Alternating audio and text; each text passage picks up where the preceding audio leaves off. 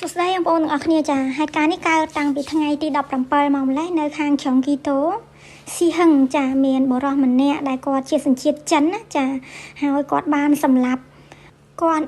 ជនជាតិចិន2នាក់ទៀតហើយ2នាក់ហ្នឹងគឺជាបងប្អូនបង្កើតនឹងគ្នាហើយក៏ជាម្ចាស់ផ្ទះហើយក៏គាត់បានបើកគេហៅថាផ្លន់អ៊ីចង់កូនម៉ាតមួយនៅនឹងដែរបងប្អូនហើយរឿងហ្នឹងប្រហែលជាគាត់អារម្មណ៍ផ្លូវចិត្តរបស់គាត់ដែរបរិសម្នាក់ហ្នឹងគាត់គឺជាធាតុករសម្រាប់ពីបងប្អូន2នាក់ហ្នឹងណាហើយហេតុអ្វីបានជាគេសួរគាត់ហេតុអ្វីបានជាសម្លាប់ចឹងគាត់ថាមកតែ2នាក់បងប្អូនហ្នឹងគឺបានខ្ចីលុយរបស់គាត់ចំនួន10ឆ្នាំជាងហើយប្រហែលជាខ្ទង់12ឆ្នាំណាណោះប្រហែលគេថាសាំឈុនមកណោះណាប្រហែលជាខ្ទង់ជាង$20000ហើយជាង10ឆ្នាំហើយគាត់ថាអត់សងគាត់ទេ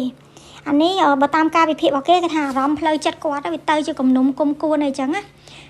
ហើយគាត់ប្រាប់ថាបងប្អូន2នាក់ហ្នឹងគឺជា sociopather គេហៅ psychopather ហ្នឹងជាភាសាកូរ៉េទេមិនមែនជាភាសាអង់គ្លេសទេ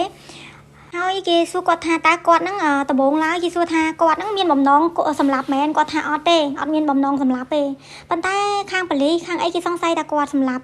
ដោយសារតែពេលដែលបងប្អូន2នាក់ស្លាប់ហ្នឹងគឺបានទៅផ្ទះបន្ទប់ជួលដែលគាត់នៅហ្នឹងនៅហើយពេលហូបស្រាហូបអីចឹងក៏បានចាក់សម្លាប់អញ្ចឹងណាក៏បានសម្លាប់ហើយក៏បានដាក់នៅក្នុងបន្ទប់ហ្នឹងរហូតដល់2ថ្ងៃឯណោះទើបដឹងសាច់រឿងហើយមួយវិញទៀតបើតាមការតាមដានរបស់គេវារឿងហ្នឹងវាអត់ទាន់ដឹងច្បាស់100%ដោយសារគេអត់ទាន់កាត់ក្តីអញ្ចឹងគ្រាន់ជាការតាមដានការសួរត្រួសអញ្ចឹងគេបានមានប្រសាសន៍ថាបរិសម្នាក់ហ្នឹងគឺអត់ឲ្យគាត់ឲ្យថ្លៃបន្ទប់ជួលហ្នឹងជារៀងរាល់ខែ10ឆ្នាំជាងហើយគាត់មិនដែលថាអត់ឲ្យទេតែម្ដងហ្នឹងគាត់ប្រហែលជាជាប់មួយខែ2ខែអញ្ចឹងហើយម្ចាស់ផ្ទះហ្នឹង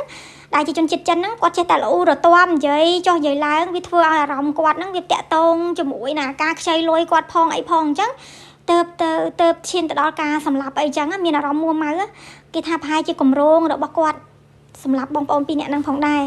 ហើយគេមិនទាន់ដឹងថាគាត់បញ្ជូនទៅប្រទេសចិនវិញឬក៏កាត់ក្តីនៅក្នុងប្រទេសកូរ៉េទេដោយសារគាត់ជាជនជាតិចិនណាបើសិនជាកាត់ក្តីឲ្យគាត់ជាប់ទោសនៅប្រទេសកូរ៉េប្រហែលជាជាប់ទោស